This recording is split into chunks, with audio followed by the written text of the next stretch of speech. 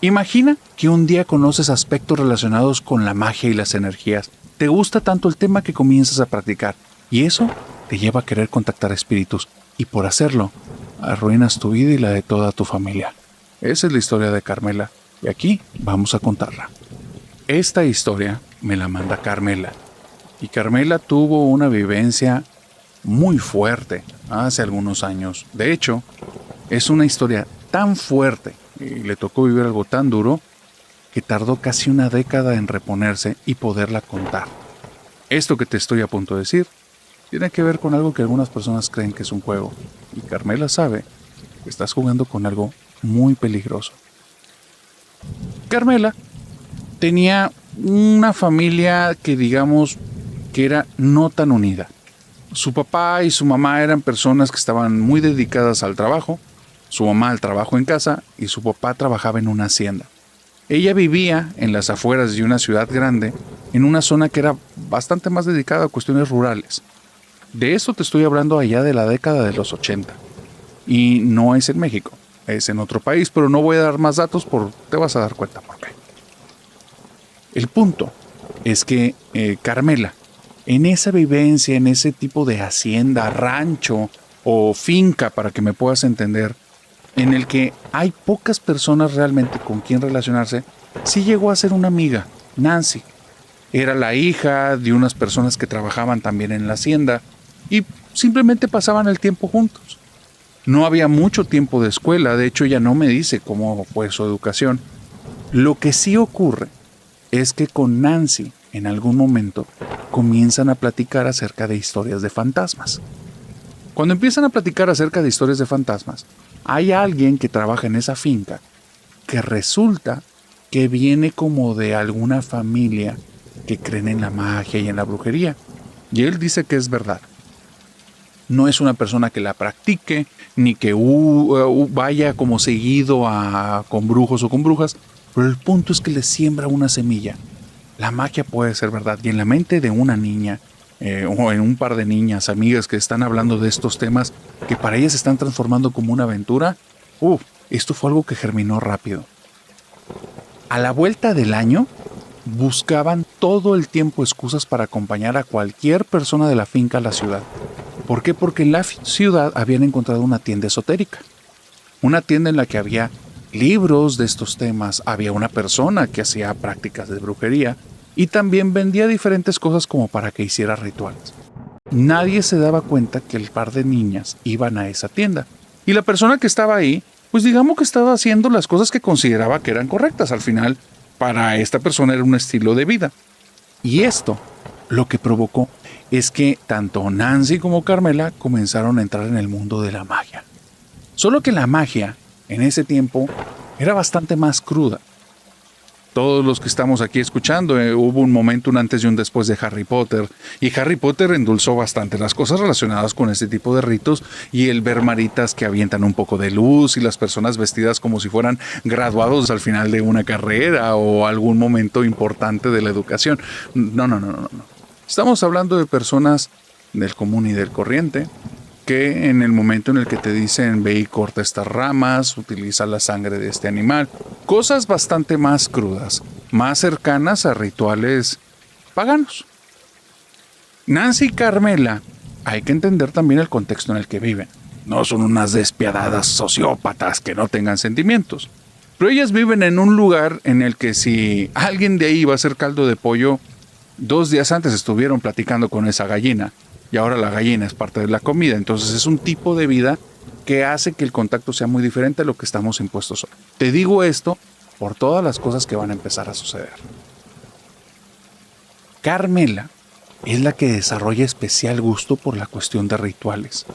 Aunque no ve nada a su alrededor, le da como un prisma, le da un cristal por medio del cual empieza a entender diferente la realidad. Es una niña, una adolescente, apenas está cumpliendo tal vez sus 12 años o 13 más o menos. Pero ella empieza a ver las cosas todo desde otro ángulo. El ángulo en el que está encontrando el contacto con un poder, más allá de lo comprensible por sus papás y de las personas de la finca. Comienza a hacer pequeños ahorros y la persona de la tienda les cae tanto en gracia a estas niñas que les empieza a dar como préstamos para hacer hierbas y algunos rituales, utilizar algunos tipos de piedras, también tener diferentes tipos de inciensos, tienen ahí su saumerio. Y bueno, en fin, el punto es que ellas se llevan libros prestados, no los compran, y los regresan, se transforman en su biblioteca personal y empiezan a dejar rastro de cosas extrañas que están haciendo en la finca.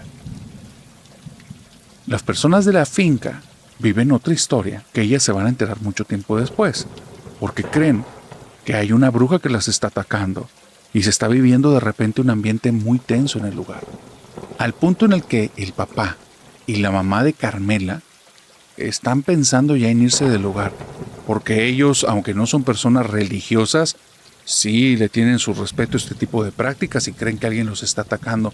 De repente encontraron por allá una gallina que no lo utilizaron para un caldo, y después vieron a un gallo negro que estaba enterrado, vieron plumas dentro de una almohada que estaba dentro junto con un atrapasueños, pero aparte había un trapo con diferentes cosas. Estas niñas tenían mucho tiempo libre y no había dolo.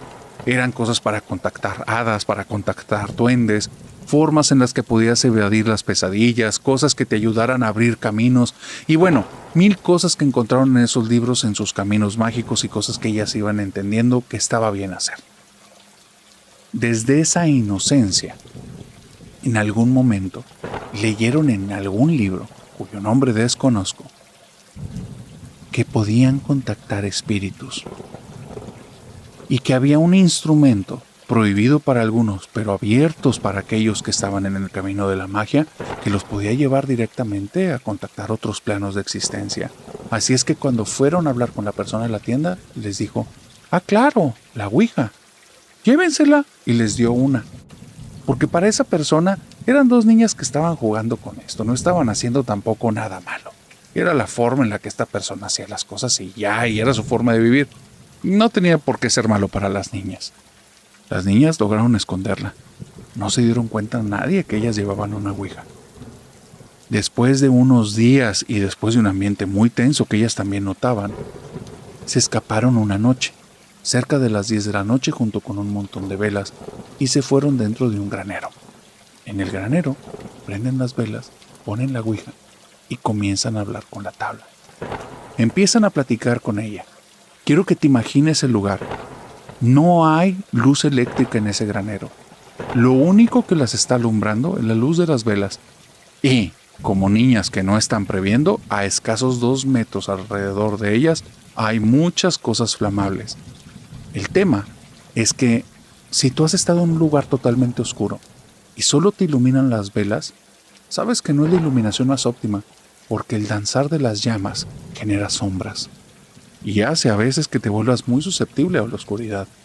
Bueno, ese lugar, con las velas que tenía, parecía que las sombras verdaderamente estaban haciendo una danza muy macabra. Las niñas no se daban cuenta, estaban totalmente inmersas en la plática con la Planchet. Carmela creía que era Nancy la que estaba moviendo la tabla. Después, Nancy le va a preguntar si era ella la que le estaba moviendo. Cuando le preguntaron a la tabla, ¿puedes contactarnos con el más allá? Y la tabla se movió diciendo sí. Una creía que era la otra. Después le decían, ¿estoy hablando con alguien bueno o malo? Y nada más ponían no. Bueno o malo, no. ¿Puedes contactarnos con el más allá? Sí. ¿Puedes decirnos cosas de nuestro futuro? Sí. Y entonces Carmela se emociona y le dice, yo quiero saber si me va a ir bien en el futuro. Y la tabla le responde, no quiero. No quiero. ¿Cómo que no quieres? ¿Quieres que me vaya mal en el futuro? Sí. Sí. Sí quiero. Sí quiero. Carmela voltea a ver a Nancy y la voltea a ver muy enojada. Te vuelvo a decir, ella cree que es Nancy la que está moviendo la tabla.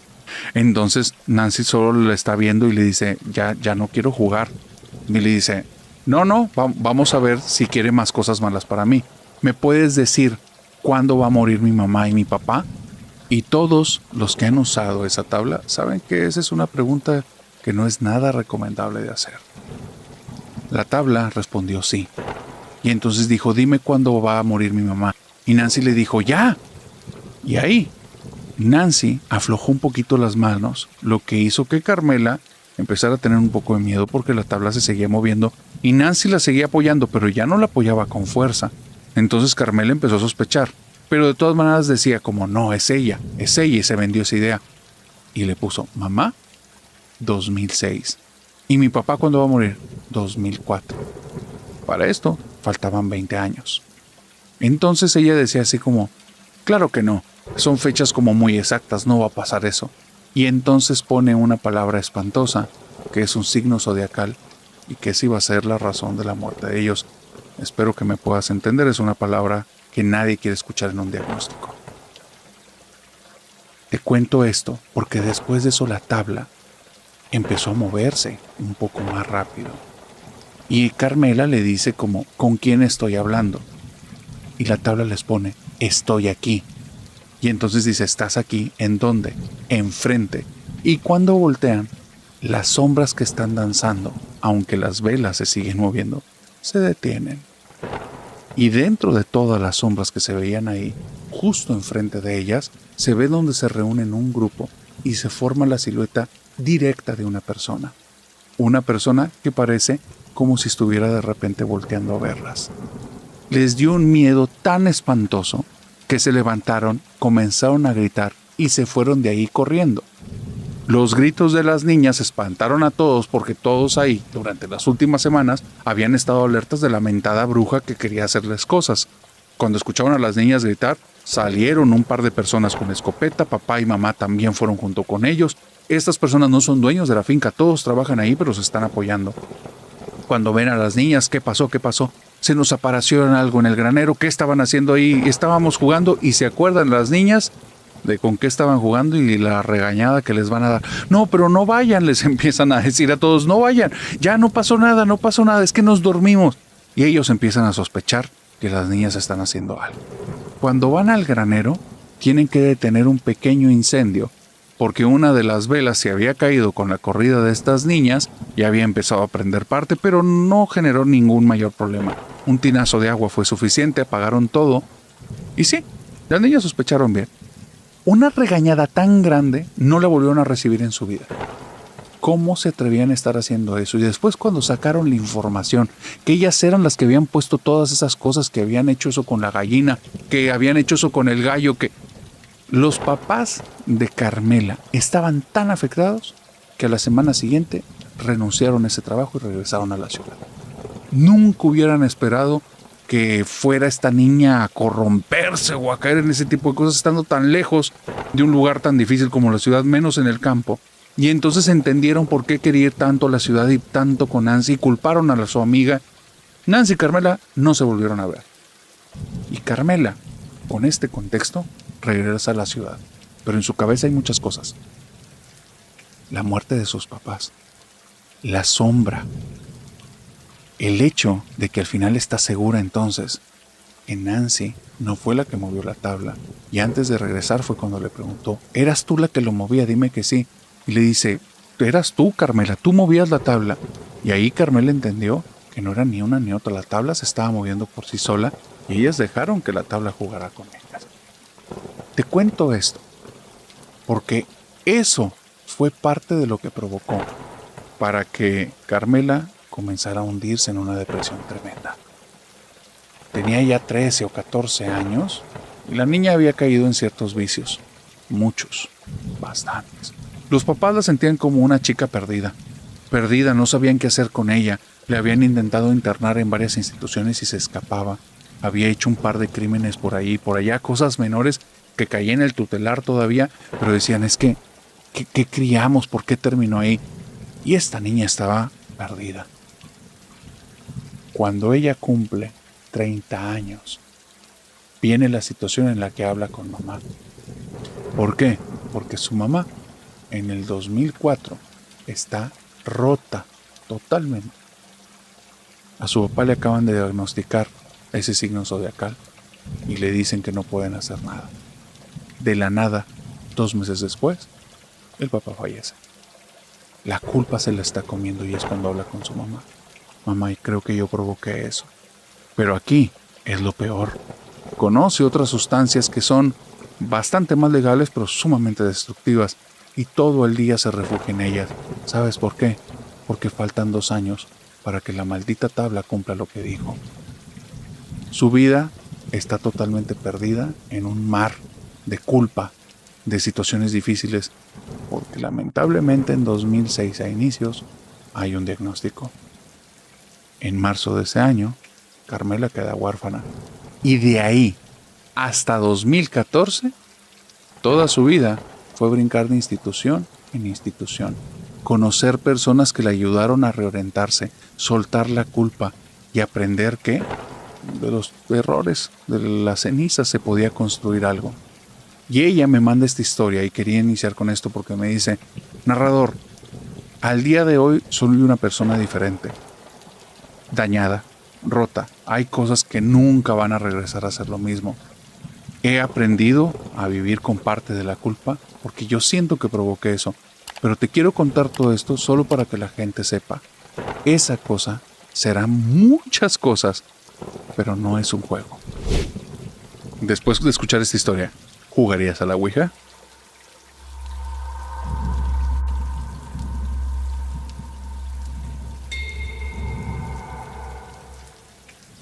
Una seguidora del canal es una detective paranormal y nos mandó una historia que tienes que escuchar. Sonia me envió una historia que es sumamente extraña. Sonia tenía una vida común y corriente hasta hace más o menos unos 20 años. Esto le ocurrió hace cerca de 22 años.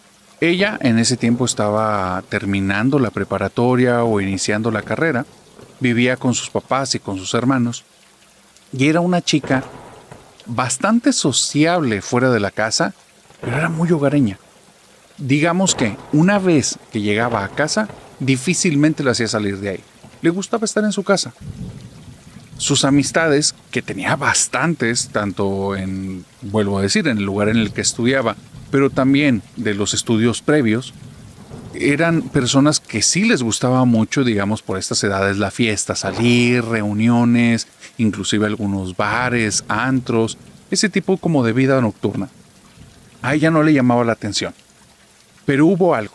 Te estoy hablando que esto ocurre más o menos por allá del año como entre el 99 y 2003. Pon este rango de tiempo. Ella, en ese tiempo, empieza a conocer un poco como esta vida nocturna de sus amigos, no solo por las historias que cuentan y las anécdotas, sino porque ella se abre una cuenta, no sé si recuerdas el Metrofotolog. Ella tiene su cuenta ahí, empieza a contactar a sus amistades y empieza a ver que muchos comienzan a subir fotografías de estas reuniones, fiestas y todo. Y hay algo, después de cierto tiempo, que a ella le empieza a llamar la atención. Más que un algo, un alguien. Hay un chico que comienza a aparecer recurrentemente en fotos de diferentes amigos que ha tenido de diferentes lugares, personas que entre ellas ni siquiera se conocen. Es un chico de piel blanca, pero que se ve bronceado. El cabello lo tiene un poquito ondulado y se ve que se lo pinta en diferentes colores. El rostro lo tiene como con varios granitos, pero se ve un tipo como muy sonriente, delgado, un poco alto, no puede determinar mucho la altura, porque esto es el tema. Él no aparece en las fotos siempre acompañando a las personas de la foto. Él aparece a veces como el tipo que está atrás platicando con alguien más y simplemente aparece ahí. En otras ocasiones se ve que se está haciendo como que el gracioso y aparece asomándose en las fotografías. Y no es sino hasta que ve en la fotografía de su mejor amiga actual, Lorena, que ella sale abrazándolo y este tipo se ve donde ya ha agarrado ciertas copas, que él sale como él sonriendo y con la cara un poco enrojecida, que ella dice, le tengo que preguntar, ¿quién demonios es este cuate? ¿Por qué aparece con todos? ¿Por qué todos lo conocen? Y lo peor, anda en todas partes, porque las fotografías no son del mismo lugar, ni de la misma fecha. Es como si estuviera en muchos lugares a la vez, ¿no? Entonces, espera a que llegue el inicio de semana para toparse en la universidad. Te vuelvo a decir, de alguna forma Sonia se ha vuelto una persona como muy hogareña. En la universidad es muy sociable, pero fuera de ahí no lo es tanto. Se esperó entonces hasta el lunes. Llega a la universidad. Va con Lorena y le dice, oye, cuéntame ¿quién es ese chavo que saliste abrazando en las fotos? Y entonces Lorena le dice, ¿qué? ¿Te gusta? ¿Quieres que te lo presente? Y le dice, no, en serio, ¿quién es él? Tengo curiosidad. Lo he visto por todas partes, hasta en la sopa me sale. Y no sé ni cómo se llama, no sé quién es, no pusiste el nombre de él. Dice, es un guitarrista, es un músico que ha estado como con muchos grupos en los bares. Y es muy buena onda, es como que el más relajado de todos. Entonces, después de tocar, se baja y se pone a platicar con la gente. Y a mí me cayó muy bien porque como que había tomado y él no se daba cuenta, pero estaba diciendo puras tonterías. Entonces yo estaba muerta de la risa por las mensadas que él decía y me quería quedar con el recuerdo y por eso nos tomamos la foto, pero no lo conozco realmente. Y entonces ella se queda como, qué interesante, pero pues ya. Con esto, su curiosidad quedó satisfecha y ya no necesitó buscar más acerca de este Alex. Pero sigue apareciendo una y otra vez en las fotografías. Va avanzando este semestre de estudios, se va poniendo pesado y llega un momento en el que el Metrofotolog deja de ser algo importante. Cuando lo retoma, es posterior a los exámenes finales del semestre y se topa con una publicación que le pega muy fuerte. Un amigo que ya tiene un par de años que no lo ha visto, un amigo de la primaria, sube un escrito, porque no es una fotografía, y dice, Alex, te acompañamos hasta el cielo, te nos fuiste muy pronto. Y recuerda que ella también había visto que en el Metrofotolog, en esta página, sí había visto que este sujeto, el guitarrista, en alguna fotografía de él salía y dice, no vaya a ser que es el mismo guitarrista que me puse a investigar hace unos meses. Pues aquí es una cuestión entre morbo, chisme, curiosidad, pero algo más. Algo llevó a Sonia, algo interno, no sabía por qué, pero quería saber qué le había pasado a este tipo. Y comienza a buscar. Al día siguiente de la publicación de este sujeto, todos tienen este moño negro. Y sí, lamentablemente se va enterando por comentarios y cosas así. Parece que ese Alex tuvo un accidente de carretera, iba con una de las bandas y fue el único que falleció.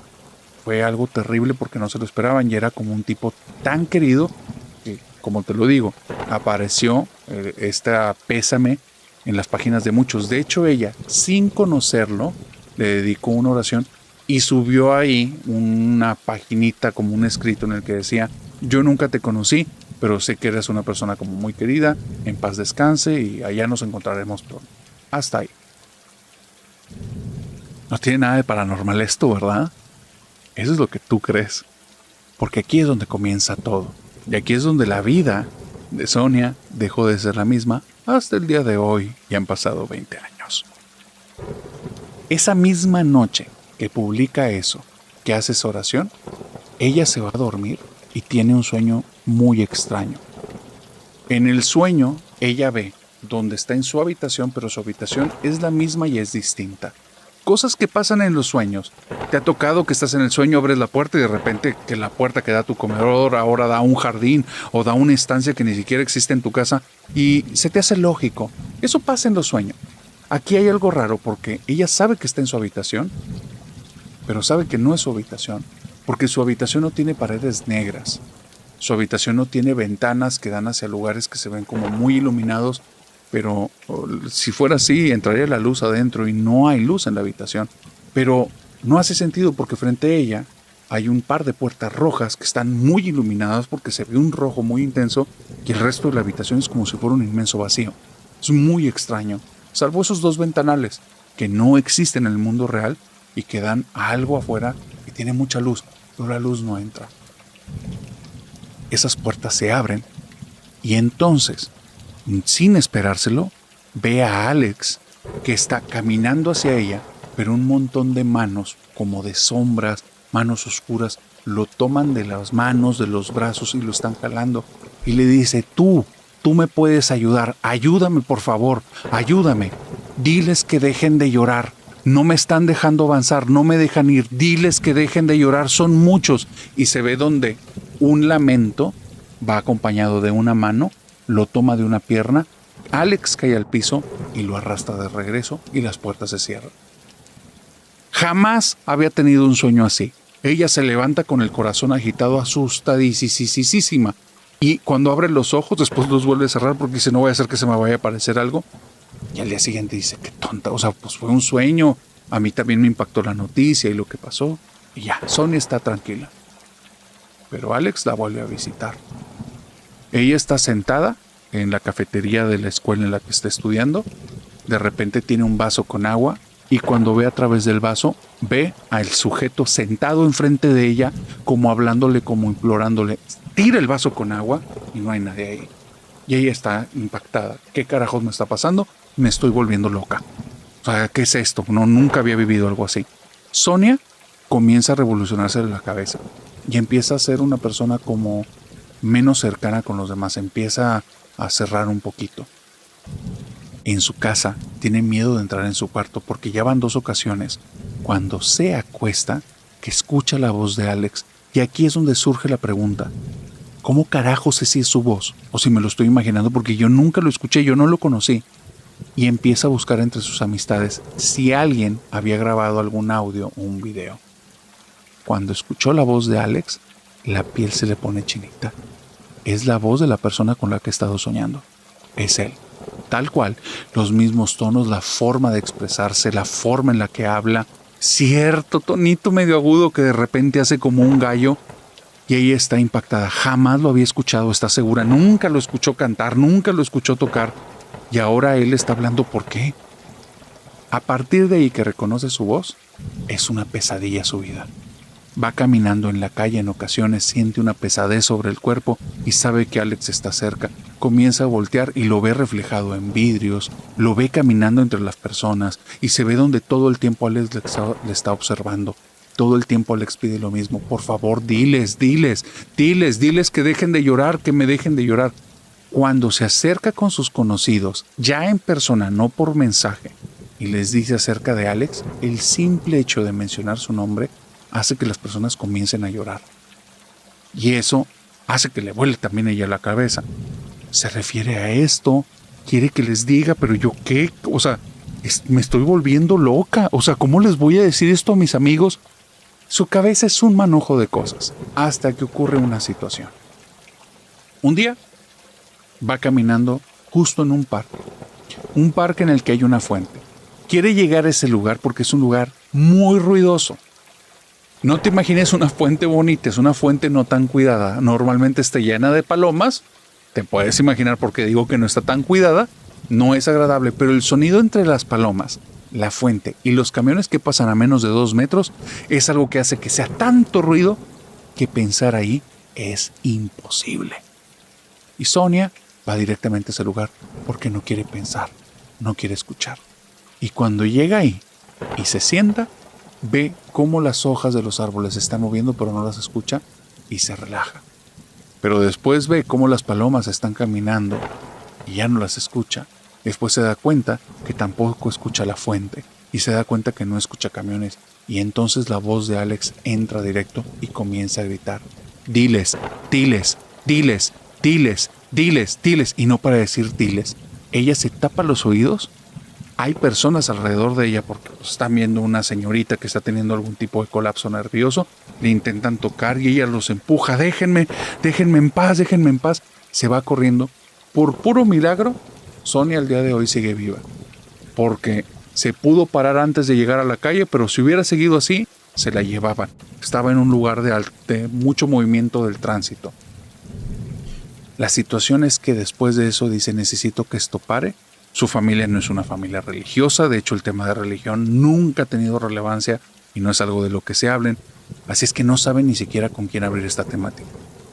Y por azares del destino, al día siguiente de este colapso, llega a casa de su abuela y cuando llega a casa de su abuela, se inunda de este aroma de café, pan tostado, se relaja y comienza a llorar, pero como Magdalena.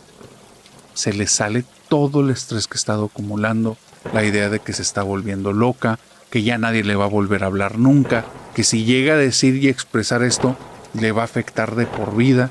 Bueno, después de que Sonia empezara a desahogarse y empezara a decir todo y empezara a decirlo en balbuceos, la abuela tuvo una paciencia tremenda, la abrazó, se sentó con ella, la consoló.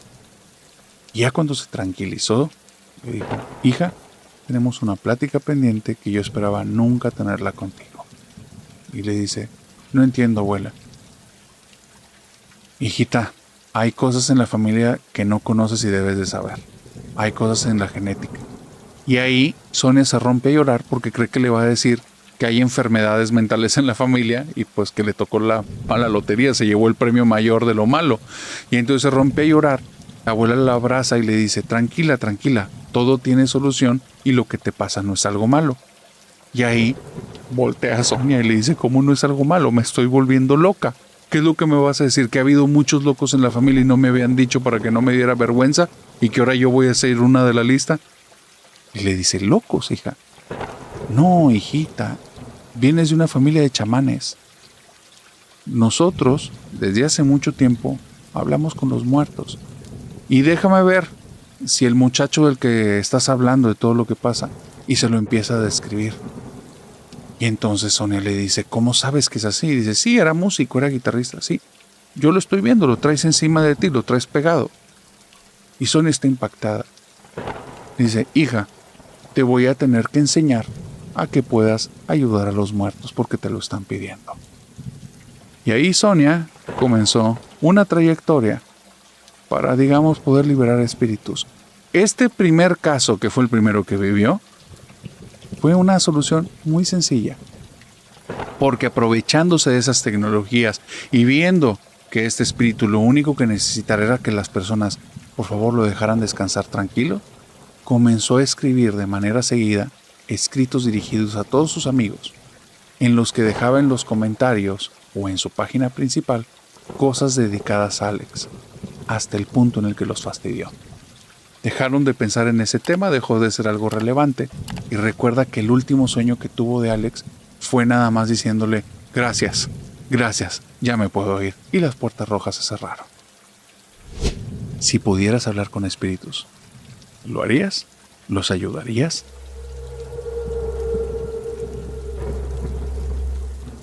Bárbara escuchó un día gritos, alaridos fuera de su casa. Resulta que un vecino parecía que se había vuelto loco y se lo estaban llevando al psiquiátrico. Un año después se enteró de la verdad y era bastante más macabra. Aquí vamos a contarte esa historia. Lo que estoy a punto de contarte es y no es una historia. Bárbara me dice, narrador, te voy a contar un chisme en pedazos, pero es un chisme feo, oscuro, desagradable que creo que a ti y a la familia nocturna les va a encantar. Esto sucedió hace más o menos 3 años en mi colonia y es una historia que yo no he visto que esté en ninguna parte porque le pasó a mi vecino y digamos que fue algo como muy sordeado, muy... que intentaron ocultar muy bien y lo han logrado bien hacer la familia de los afectados. Mi mamá es muy amiga de la vecina que está justo al lado de mi casa. Yo a la señora pues, la conozco, sé quién es, la saludo, he sido amable con ella siempre y sé que tiene un hijo que es 6 años menor que yo. Yo con el muchachón no me llevo, nunca me he llevado, porque cuando éramos adolescentes, yo tenía 16, él tenía 10 años, pues era un niño, y aparte era el niño rarito. No, a mí la verdad, yo le sacaba la vuelta porque el niño tartamudeaba mucho, era todo inseguro, a veces cuando hablaba aventaba baba, y era así, no, que era bien desagradable tratar con el niño, y la mamá lo tenía como muy chiflado, entonces yo le sacaba la vuelta. Desde ahí, como que con la señora yo también me alejé mucho, no conviví ya nunca y cada vez que estaba en la casa yo le sacaba la vuelta porque no sé, me daba mala vibra. Un día yo estoy en la casa y empiezo a escuchar unos gritos pero horribles, horribles, como si una persona le estuvieran haciendo mucho daño. Me asomo por la ventana y veo a una ambulancia que está fuera de la casa de esta señora y de su hijo, que se llama Vicente.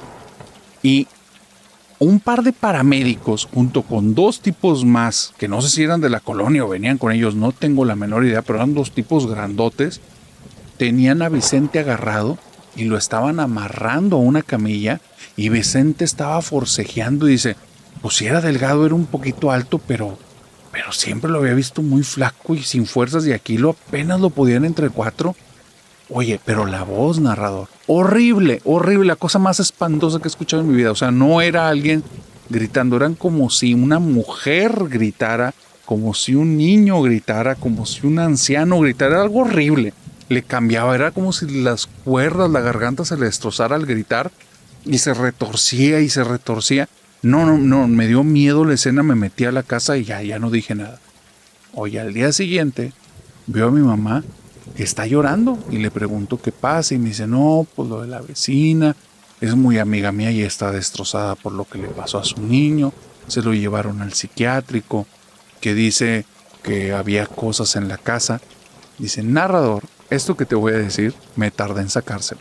Espero que lo puedan disfrutar tanto como yo, disfrutar entre comillas, porque es algo que está bien tétrico. La señora había notado que Vicente estaba raro.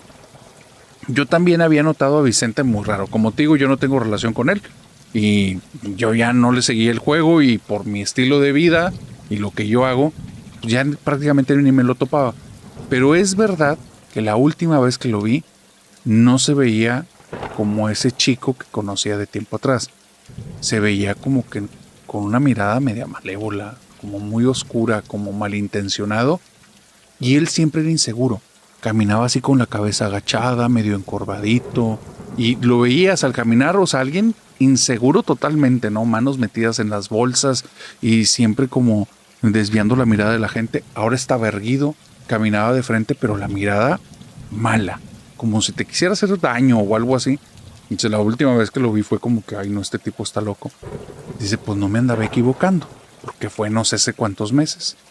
Mi mamá me cuenta que la mamá de Vicente estaba muy preocupada porque Vicente estaba actuando muy extraño. Ahí te va lo extraño que andaba haciendo. Lo extraño. El chico andaba sin ropa en la casa, sin ninguna prenda.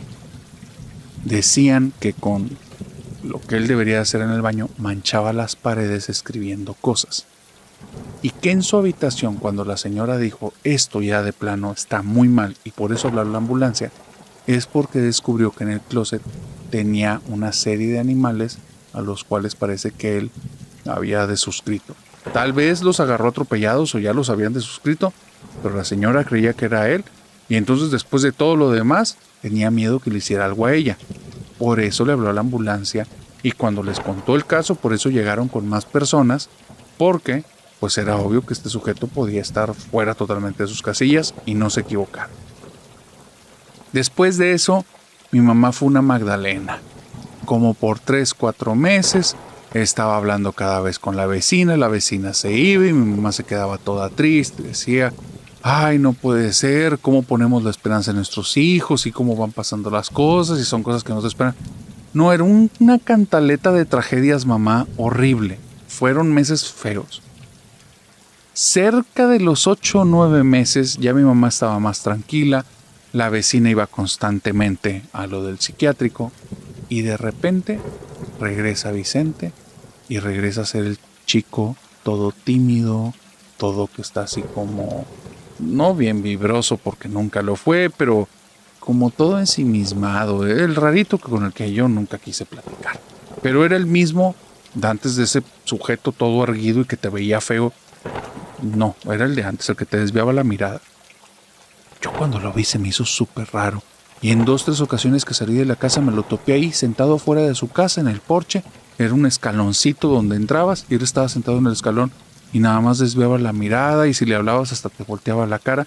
Era el mismo Vicente de siempre. Ya fui y le pregunté a mi mamá, oye mamá, ¿regresó aquí el loco? ¿Qué hacemos?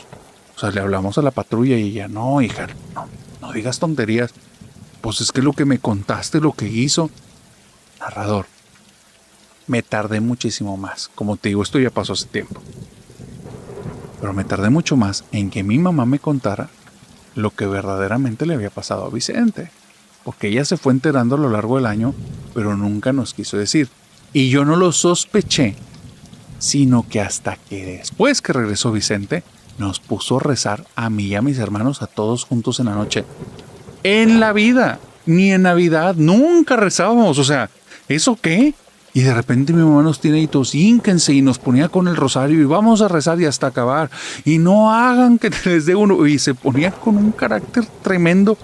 Y ya le seguíamos el juego porque decíamos, pues, ¿qué le pasa a mamá?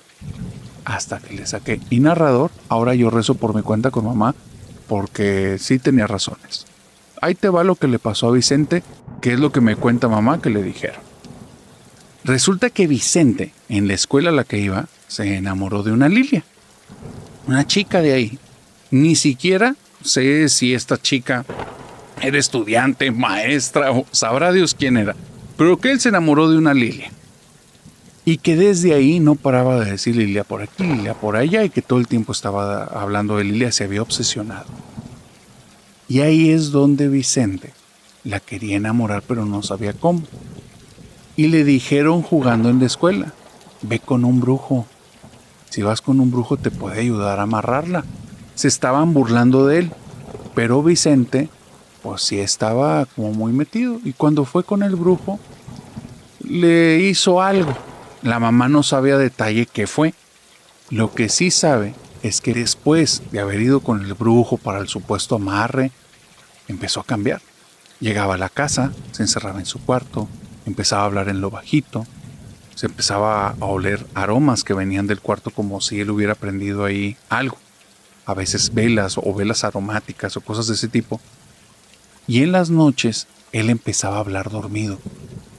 Empezó a tener como que símbolos que se los ponía en collares y en cadenas, que la mamá cuando lo vio le dice, ¿qué haces con esto? Tú déjame, mamá, tú déjame, decía el Vicente. Es para Lilia, para mi Lilia. Ya me estoy encargando. Y después de eso, comenzaron a ocurrir cosas muy extrañas en la casa, porque Vicente tenía como lapsus en los que caminaba diferente, hablaba con mucha seguridad, y llegó un momento en el que Vicente decía que Lilia ya era suya, que ya le estaban diciendo que Lilia era para él, y que ya de un momento a otro Lilia iba a estar siempre con él. Y ahí es cuando la mamá se empezó a asustar más. Fue antes de lo que yo me enteré de lo de la que no andaba con ropa, y que fue antes.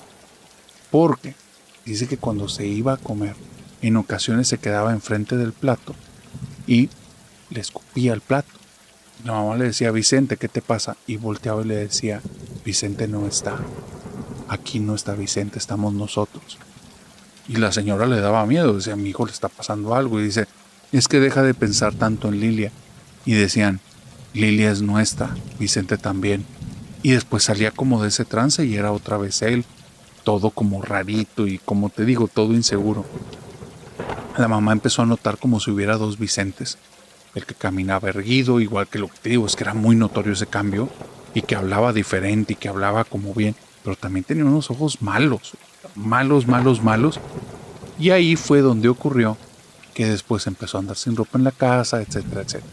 Bueno, todo esto se enteraron porque cuando se lo llevaron a ese hospital psiquiátrico, como te dije, lo encierran ahí y los doctores comienzan a hacerle preguntas a la mamá acerca de, pues, su hijo, que si ella sabía que estaba metida con cuestiones como o satanistas o de espiritismo, eso, y la mamá le decía que no, o sea, que él no estaba en nada de eso.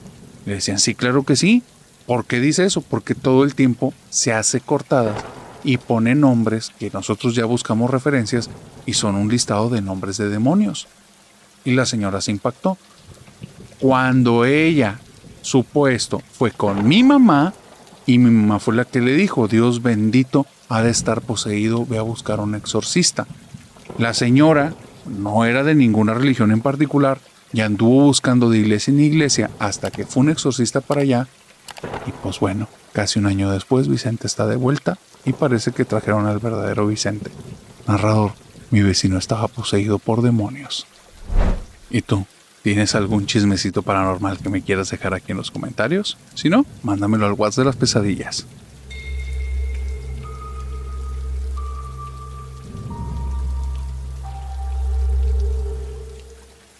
¿Alguna vez has escuchado la historia del terror de los buzos? Esta historia que te voy a contar me la envía un suscriptor del canal, un miembro de la familia nocturna, que me dice, narrador, yo vivo desde toda la vida, nací, he crecido y creo que aquí me voy a quedar en Baja California. Y hay una historia que al día de hoy yo no he visto que nadie la cuente y muchos de los que vivimos aquí sí la conocemos. Esto es de hace muy buen tiempo, no te tengo la fecha exacta, ahora que me estás escuchando, pero para que te des una idea, me dice este suscriptor, esto fue antes de que llegaran grandes complejos hoteleros. O sea, tiene un muy buen tiempo. Dice, hay una zona en especial que está allá, digamos, muy cerca de una playa que el día de hoy tiene un hotel precioso, que en ese tiempo no existía ese hotel y digamos que esa zona sí era muy popular, pero no por las mejores razones. Ahí se había como estrellado y hundido un barco y estaban los restos.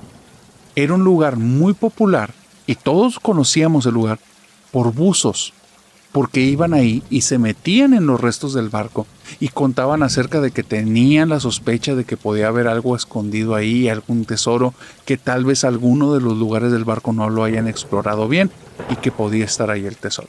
A mí me tocó, narrador, y yo lo viví cuando hubo una tragedia. Y resulta que entraron un grupo de 6 buzos y solo salieron 5. Se quedó ahí uno. No sé exactamente las circunstancias, dijeron que fue un accidente. Al final en ese tiempo no había mucha comunicación y yo no conocía el cuerpo. Entonces, de dimes y diretes te puedo decir que unos decían que los otros sí encontraron algo y no querían que lo sacara o no querían repartirle lo suyo. Otros decían que simplemente llevaba un pésimo contador de oxígeno que se perdió dentro del barco y así había 1000 versiones. La realidad es que la persona lamentablemente perdió la vida ahí y tardaron 2 días en poderlo sacar con un cuerpo de rescate. Esa parte es verdad. Los otros no sé cuál sea la verdad. Lo que te voy a decir es lo que pasó después de eso. Por eso el lugar era muy popular. Muchas personas seguían bajando al barco. Se les pedía, porque ya había gente a raíz de este accidente, había gente ahí de las autoridades y les decía que solo podían bajar en grupos, máximo 3 personas, que nunca dejaran uno aparte y que fueran personas experimentadas. Y ahí es donde empezaron a narrar que adentro del barco los asustaban. Antes de eso, nunca nadie había contado nada. Pero ahora decían, y esto siempre era para el último, que cuando el último iba saliendo, algo le llamaba la atención y cuando volteaba veía a una persona sin el traje, sin la ropa de buzo, sin el snorkel, sin el respirador, sin nada, estaba nadando como desesperado, los tomaba de la pierna y les hacía fuerza y había varios que salían de ahí, pero tan asustados que yo nunca los volví a ver que regresaran. Pero asustados, algo que dices, no me lo estoy inventando, está traumada esta persona. Bueno, narrador. Había historias de todo tipo porque eso se extendió como por 3 o 4 años. Personas que decían que ese les quitó el respirador, describían a la misma persona, una persona con la piel blanca media verdosa, un ser humano, no un ser acá de las profundidades, un ser humano que se veía totalmente desesperado, pero que sus ojos se veían muertos. Y la cabeza era lo único que cambiaba, cada vez lo veían como con menos cabello, como más pelón, y el rostro más hinchado. O sea, verdaderamente como si fuera un cadáver que se quedó ahí, pero 4 o 5 años estaría en total descomposición. No hace sentido, pero lo describían así, como cada vez más hinchado, cada vez más pelón, y esta persona con los ojos muertos. Bueno, les intentaba quitar el suministro de respiración.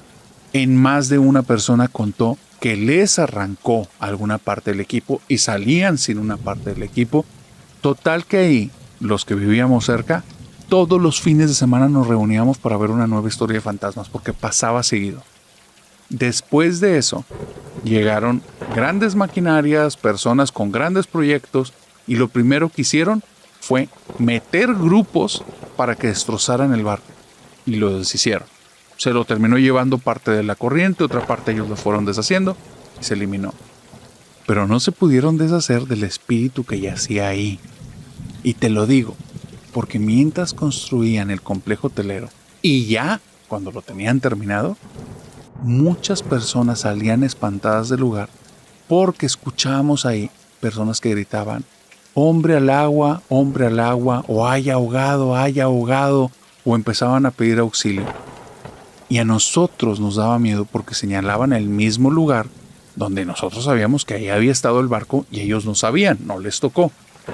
Ahí decían que veían un cuerpo flotando y cuando llegaban se sumergía y no había nada. Dice el narrador, eso me pasó a mí. Al día de hoy ya no sé si pasa porque vivo en Baja California, pero no en el mismo punto. Pero todos los lugareños que estábamos en esa zona no sabemos esa historia. Entonces quiero preguntarte, querida familia nocturna, o tú que me estás escuchando, ¿eres de Baja California y ya habías escuchado esta historia? Está muy loca, ¿no?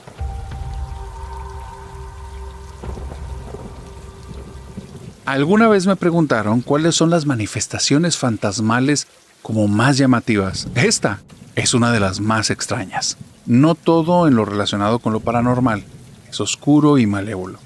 Esta es una historia de esas tantas que nos hablan acerca de lo que parece que es el amor que trasciende, o esas relaciones tan profundas que tenemos en la vida que trascienden a este simple marco de existencia. Ethel me mandó esta historia. Ethel y su mamá tenían una relación tremenda, muy unidas. Aun cuando eran madre e hija, en ocasiones ya se veían como amigas. Ethel era mamá soltera, tenía 2 niñas, y digamos que hubo varios momentos de su vida ya como mamá que hubo situaciones que eran muy dolorosas, muy difíciles de afrontar, y su mamá las vivió muy de cerca junto con ella. La mamá tenía como una forma de manifestar su cariño que para Ethel le caía increíble. Era una forma como muy bonita, un bálsamo para las situaciones difíciles. Cuando ella se estaba separando de su esposo y se daba cuenta que se iba a hacer cargo de los niños, el esposo no se quería ser responsable ni aportar algo. Aparte, había una situación de una deuda muy fuerte que había que pagar y el trabajo de ella no le estaba terminando de rendir. Su mamá se levantaba en las madrugadas y se ponía a prepararle un estofado, que era su estofado favorito desde que era niña. Una combinación de carne, unas verduras y un toquecito de vino tinto que era muy aromático, y la casa entera se llenaba de ese aroma. ¿Saben qué provocaba? Que cuando Ethel se despertara, que se despertaba tensa, lo primero que hacía era respirar profundo y relajarse. Y se ponía contenta. Era como un cariñito de mamá, como un decirle no estás sola. Y los años pasan. Y las situaciones que parecen imposibles, después te vas dando cuenta que no lo eran tanto. Y los grandes problemas se van deshaciendo. Y después los recuerdas a veces hasta con gracia. Y vas diciendo, cómo esas cosas que vi imposibles no eran tanto. Después lo que vino, eso fue más difícil. Este fue el caso de Ethel y su mamá. 2 personas, madre e hija, que tuvieron una relación tan bonita y tan estrecha que los problemas después los recordaban hasta con gusto. Lamentablemente, la vida nos alcanza a todos y la mamá de Ethel fallece. Causas naturales, ya era una señora mayor. Te estoy hablando que para este entonces, para el momento del fallecimiento, ya los hijos de Ethel no son unos niños, son unos adultos, tienen 24 y 22 años. Ethel está en una realidad muy diferente, su vida la ha sacado adelante bastante bien, pero en el momento en el que fallece mamá, le rompió el corazón tremendamente. No se fue solo su mamá, se fue su mejor amiga. Y Ethel lo vivía con un pesar fuerte. No obstante, no solo con eso, ocurre una situación un poco difícil, no tanto como lo anterior, pero sí un poco difícil. Ambos hijos pierden el trabajo al mismo tiempo. Y ambos tenían una pequeña deuda que tenían que pagar. Ethel decía, no se preocupen, no saben por lo que pasamos aquí en la casa. Algún día les contaré bien esa historia, pero no se preocupen, sigan adelante. Pero los veía tan estresados que ella se estresaba. Un día en la madrugada, ya cansada, ya había pasado unos meses desde el fallecimiento de la abuela, de la mamá de Ethel, se levanta en la madrugada y lo primero que ocurre es que percibe el aroma del estofado en la casa y se impacta, comienza a llorar al instante, se acuerda de su mamá y dice, mamá, me estoy acordando de ti. Hasta que su hijo se levanta y le dice, mamá, ¿estás preparando de comer? Y le dice, ¿qué hueles, hijo? El estofado de la abuela, el que te preparaba. Sigue en el aroma y el aroma está en el comedor, pero ahí no hay nadie. Y está justo en donde la abuela ponía el platito de Ethel.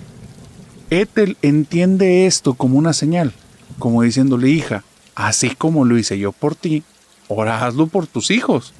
A partir de ese día, Ethel, en lugar de decirles nada más con palabras, el no pasa nada, sigan adelante, en la madrugada, antes de que amanezca como lo hacía su mamá, se pone a prepararles la comida favorita de cada uno y a veces para ella se hace el estofado. Los hijos les cae igual de bien que le caía a ella.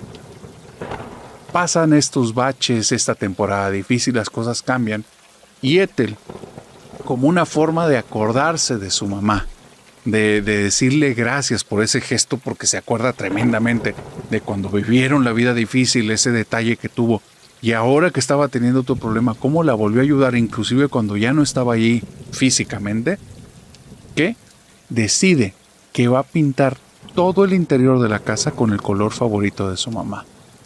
Un color lilita muy delgadito, muy bonito. Un color que a todos de cierta manera les gustaba porque no era un color tan llamativo. Era el color favorito de su mamá. Así es que se dedica todo un verano a estar pintando habitación por habitación, hecho con un cariño y un amor tremendo. Y termina diciéndole: mamá, tú sabes que siempre fuiste parte importante en mi vida y esta es mi forma de decirte gracias. Gracias por haber estado ahí y que sepas que hasta el día de hoy yo te sigo teniendo en mi corazón. Ese día en la madrugada, adivinen en qué casa olía tremendamente estofado y nadie estaba cocinando. ¿Te ha pasado o conoces a alguien que le haya pasado algo como esto que vivió Ethel?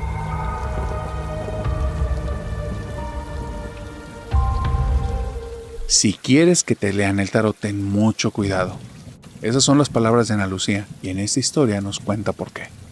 Ana Lucía me mandó esta historia y es una historia difícil. Por eso te pido, antes de que la escuches, discreción. Prepárate porque lo que estás a punto de escuchar está bastante crudo. Ana Lucía en 2 ocasiones le han leído el tarot.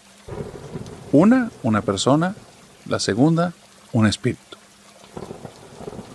La primera vez que fue a que le leyeran el tarot, le dijeron algo muy extraño. Le dijeron: sufrirás mucho, te casarás, y hay algo más que le mencionaron, pero no lo recuerda, lo tenía totalmente olvidado. Y entonces, muchos años después, cerca de 10 años después, cuando ella tiene alrededor de 25 años, ocurre algo que no pudo haber anticipado. Ana Lucía, un día, cerca de las 4 de la mañana, se levanta doblada del dolor. La parte superior derecha del abdomen le duele de forma tremenda, al punto que está llorando y después comienza a gritar y pegar el piso. Empieza a golpear el piso con su puño, pero es demasiado el dolor. Tiene que generarse el dolor en otra parte de su cuerpo para soportarlo. La llevan al hospital y ahí, directo a urgencias, y en urgencias rápidamente. Esto es algo fuerte, no sabemos exactamente qué es, pero parece que es el estómago, y un estudio lleva al otro y al final una infección en el hígado. Son casi 2 meses en el hospital. Está todo el tiempo como pendiendo de un hilo. Los doctores, malos pronósticos, cambian un poco mejor. Y bueno, al final empieza a recuperarse, las cosas van mejor. Ella, después de estar tomando los calmantes más potentes y que no le hiciera nada, después de eso ya empieza a necesitar cada vez menos dosis y después de eso, listo, se acaba. Su vida está regresando a lo normal. Y con un agregado, porque uno de los residentes, un norteamericano que por alguna situación que tiene que ver con cuestiones de instituciones, estuvo durante una temporada en el hospital en el que ella estaba en su país, pues empezó a haber como que una química entre los dos, doctor y paciente. Siempre hubo mucho respeto cuando ella estuvo en la institución, pero una vez que ella salió, este tipo no esperó ni una semana cuando le mandó un mensaje para ver cómo seguía, pero se notaba que había otras intenciones y ella estaba agradecida y enamorada. Y entonces, una cosa empezó a llevar la otra. Menos de 2 años después, ella le dice a todas las personas: me voy a casar. Y está feliz. Y ahí le recuerdan: no puede ser, como la lectura del tarot. Ya lo había olvidado. Es cierto, me lo dijeron después de un gran sufrimiento.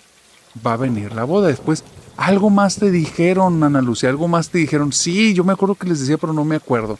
Y ahí quedaba la situación.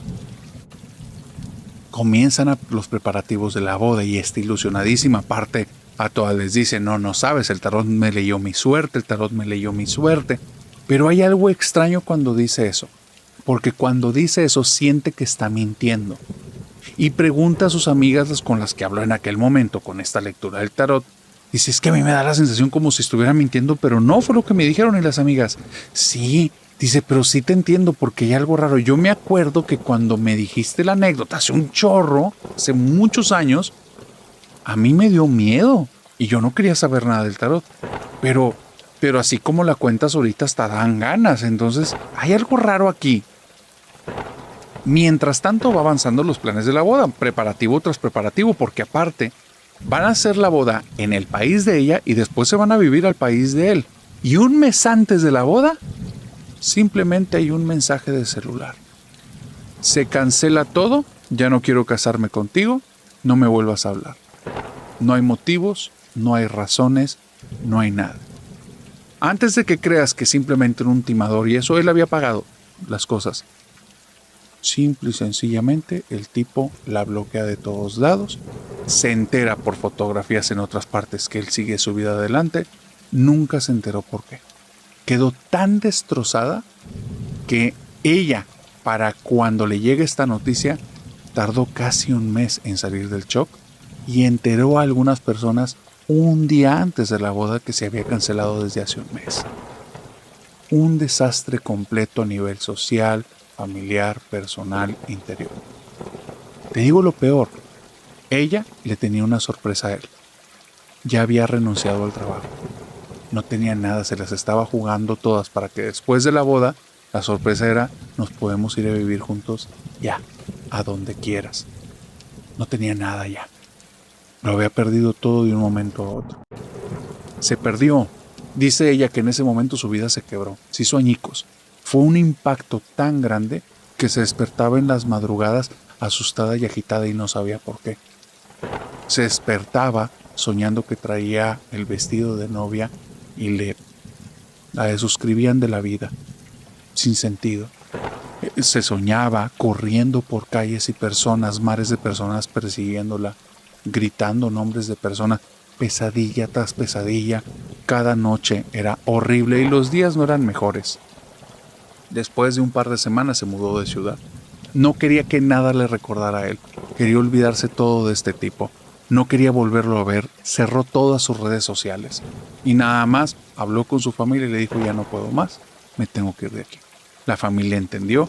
Ella se muda de ciudad y siempre había sido una persona muy responsable. De hecho, inclusive cuando le sucedió la cuestión del hígado saliendo, no fue como que se involucrara en una aventura amorosa y no recuperara su vida.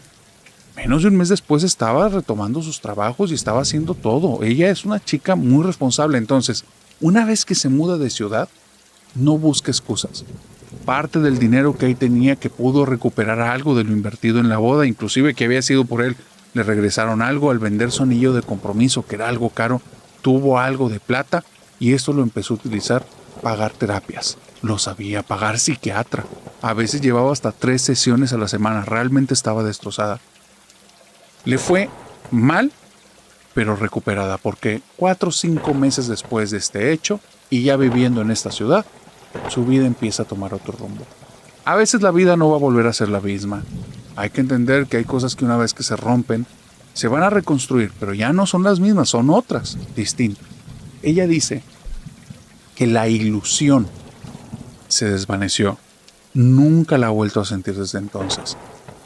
No por eso su vida es horrible, ni mucho menos.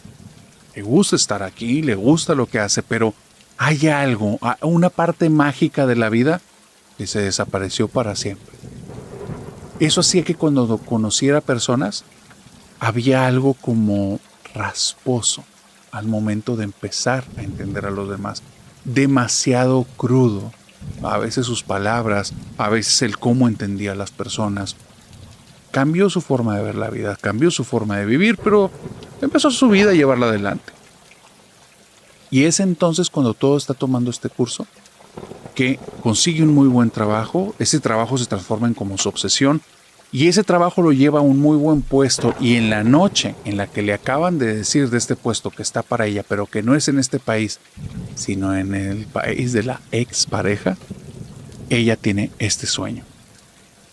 Está en un lugar, en el que está una mesa, en la mesa hay unas cartas volteadas y enfrente de ella hay un tipo que está con una capucha y unas manos blancas.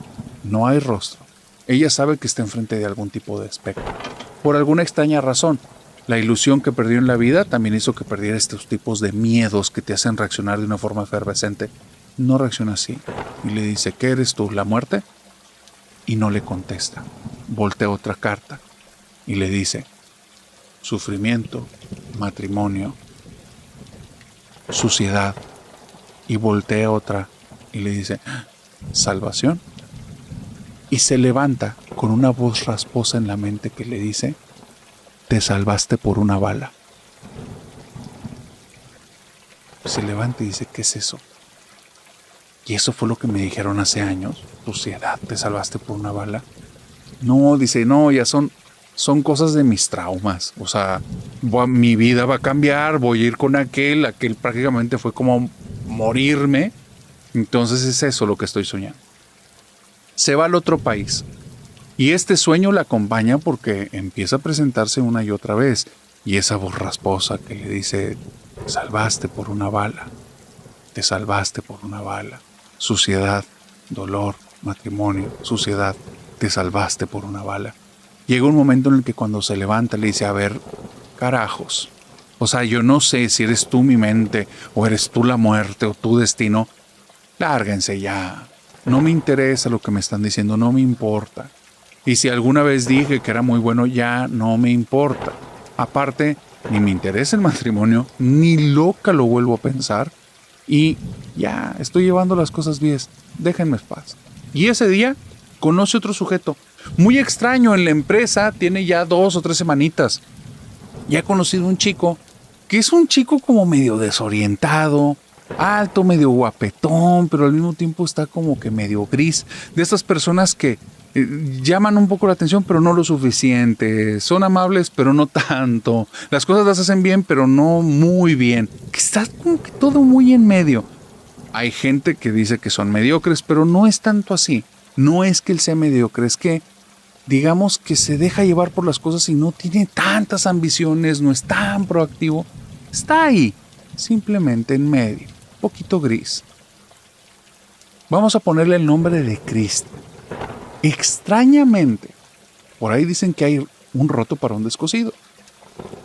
Como esta chica está rota y se está reconstruyendo y su vida ha perdido esa magia, resuena mucho con esta parte gris de Cristian.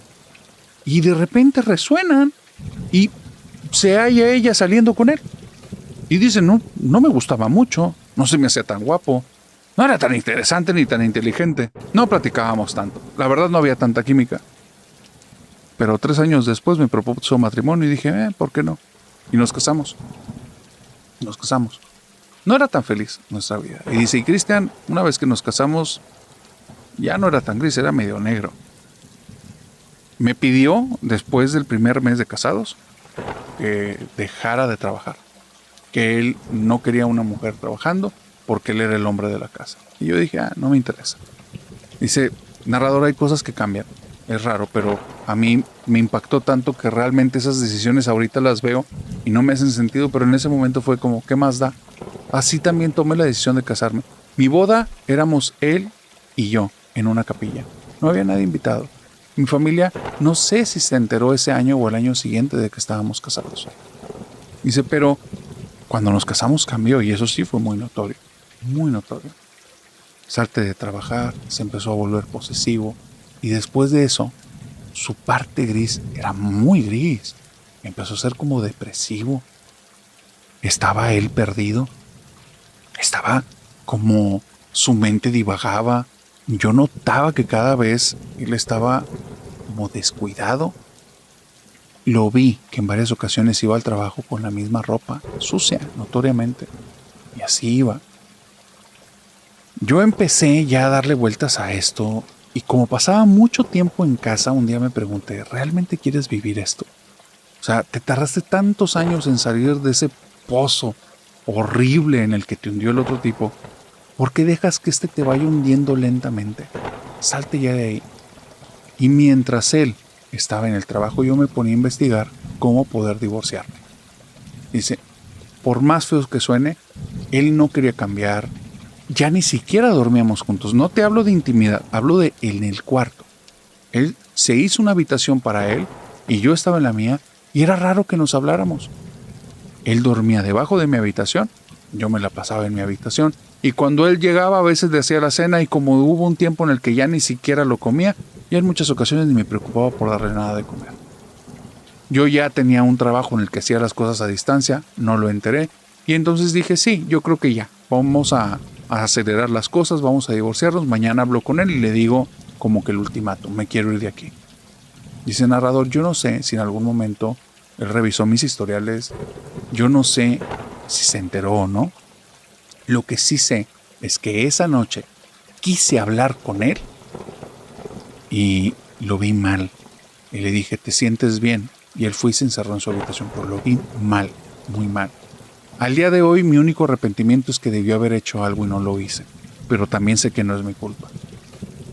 Yo me voy a dormir, tardo en considerar el sueño para ver de qué manera le voy a decir porque estoy decidida a hablar con él. Y al dormirme después de varios años vuelvo a tener el sueño.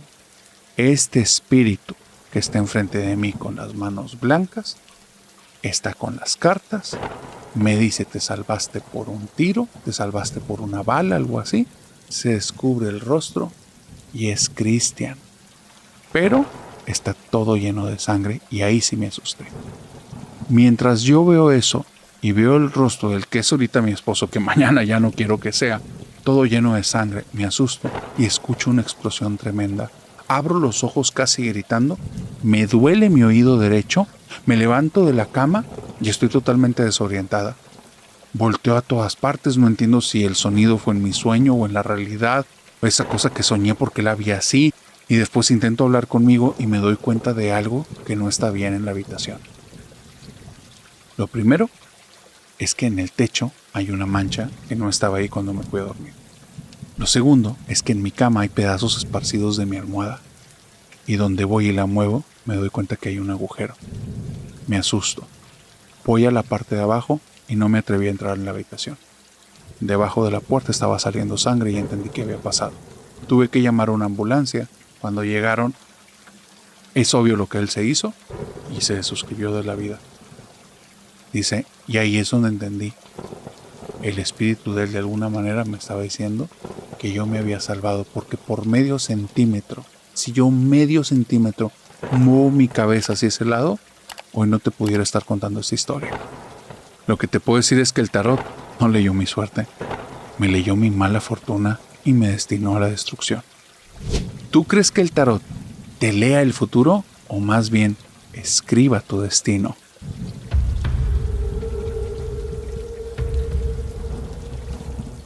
En el canal nos hemos preguntado si existen o no los niños fantasma. Y sigo con la duda, pero me llegó la historia más terrible en torno a este tema. Y aquí estoy a punto de contarla. Sofía estuvo escuchando varios de los episodios de Hablemos de lo que no existe. Y resulta que por primera vez escuchó la frase, no existen niños fantasma. Lo que la llevó a irle a preguntar a su familia acerca de unas vivencias que tuvo cuando era pequeña.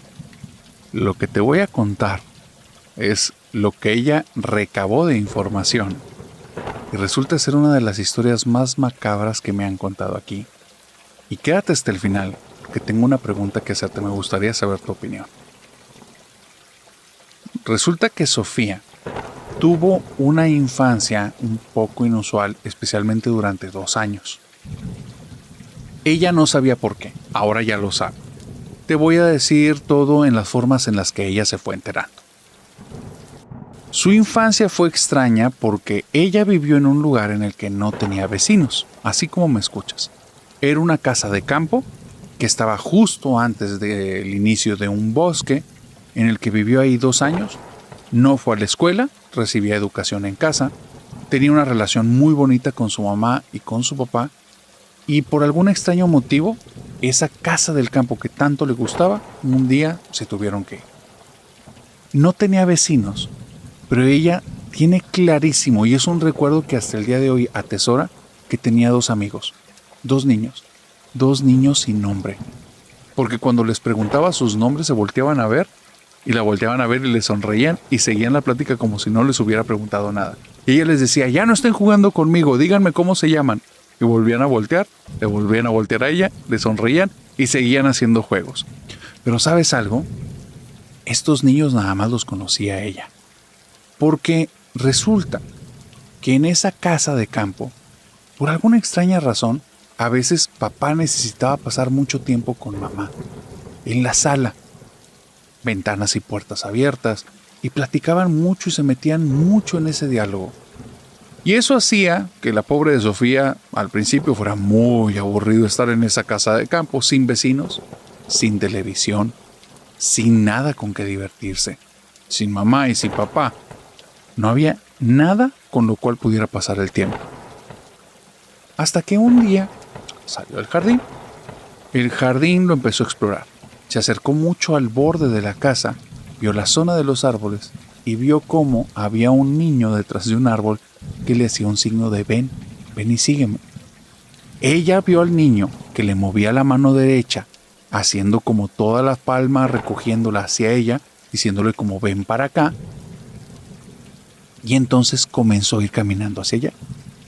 Después de unos 5 minutos de estar caminando entre los árboles, llegó a una casa que estaba toda en ruinas. Una casa que más bien ahorita ella lo piensa y sonaría más bien como una cabaña de una sola habitación, un lugar pequeño. Pero cuando ella la vio, y era muy pequeñita, lo vio como una casa en ruinas y se metió, y esa fue su gran aventura de la primera vez, se metió por una ventana que no tenía vidrio, nunca había experimentado eso. Entonces cruzó la ventana porque adentro estaba ese niño y cuando se metió le dijo, hola, ¿quieres jugar? Y el niño le sonrió y le movió la cabeza diciendo que sí, en forma afirmativa, pero antes le puso las manos adelante, le señaló a un lado y salió una niña, igualita a él, pero en niña. Y ella le sonrió a ella y se pusieron a jugar.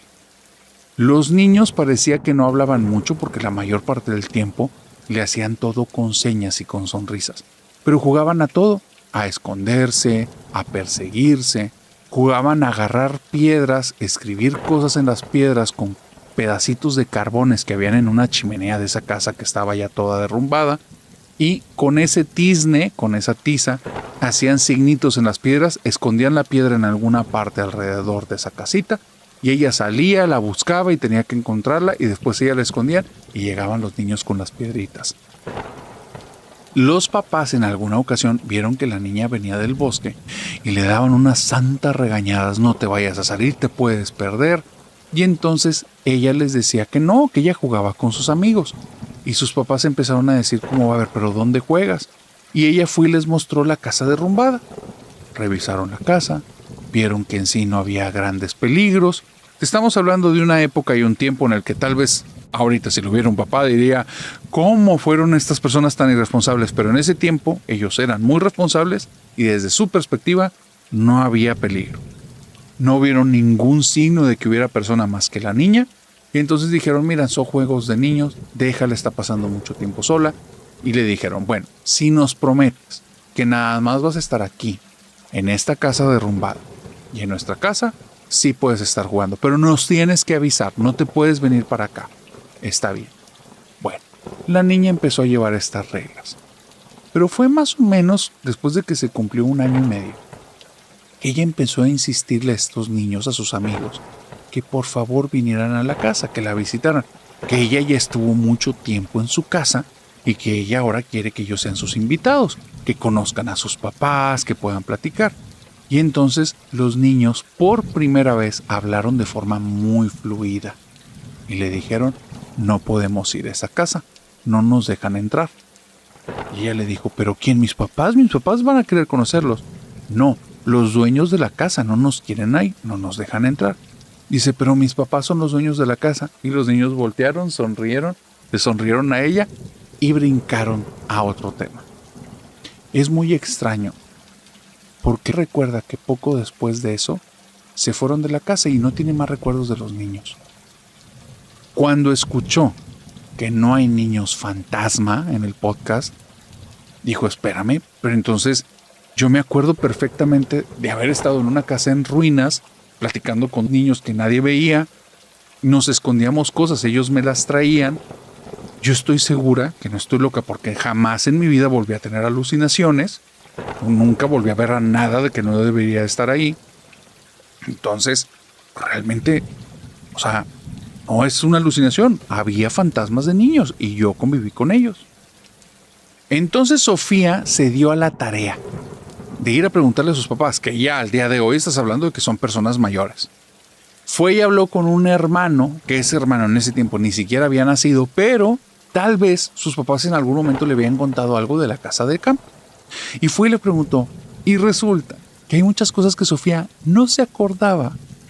Y tenía muy buenas razones para hacerlo, porque sus papás comenzaron a contarle cosas de las que ella ya no tenía memoria. Los papás recuerdan que un día ella llegó muy triste a la casa.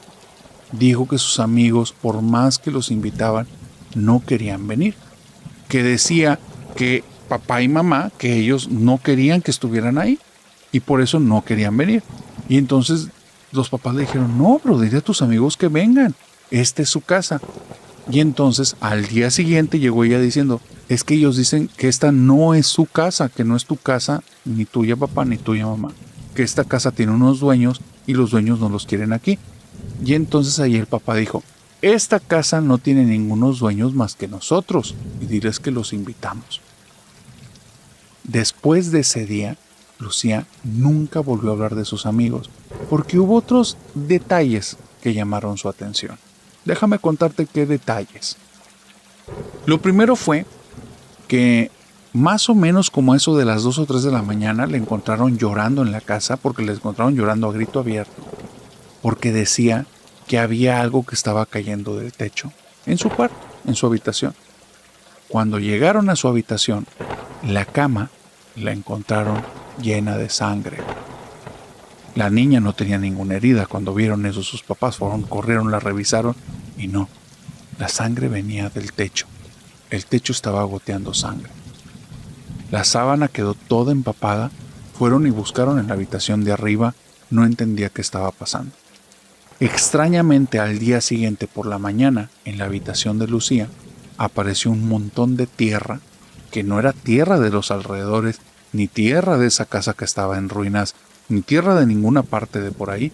Era una tierra que más bien la encontrarías en un panteón, justo en una esquina de la habitación, y era una buena cantidad. Le preguntó a la mamá que de dónde trajo eso y ella dice, yo no traje nada. La noche siguiente fue una noche sumamente aterradora. Justo como a las 12:01 de la madrugada, escucharon a su niña que iba llorando escaleras arriba, iba llore y llore gritando que la ayudaran. Cuando la agarraron, cuando la encontraron, la niña estaba en shock diciendo que alguien se estaba asomando por la ventana de su habitación. Y le dijeron, pero era un señor, eran tus amigos, no era alguien muy feo, era el señor que estaba tirando sangre ayer en la noche.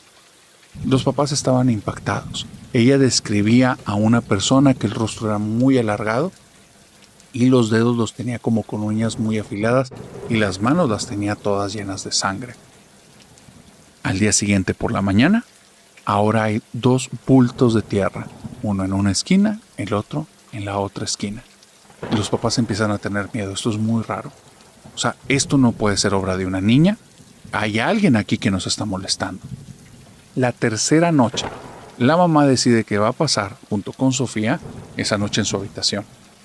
Se quedan ahí en la cama y justo como a las 12 o 1 de la madrugada les empiezan a tocar la ventana y cuando ella voltea ve algo blanco que pasa rápido y ve como unas manos que se ven como si tuvieran unas uñas largas o garras se asoman por la puerta de la habitación como si estuviera a punto de jalar a alguien y que se asomara.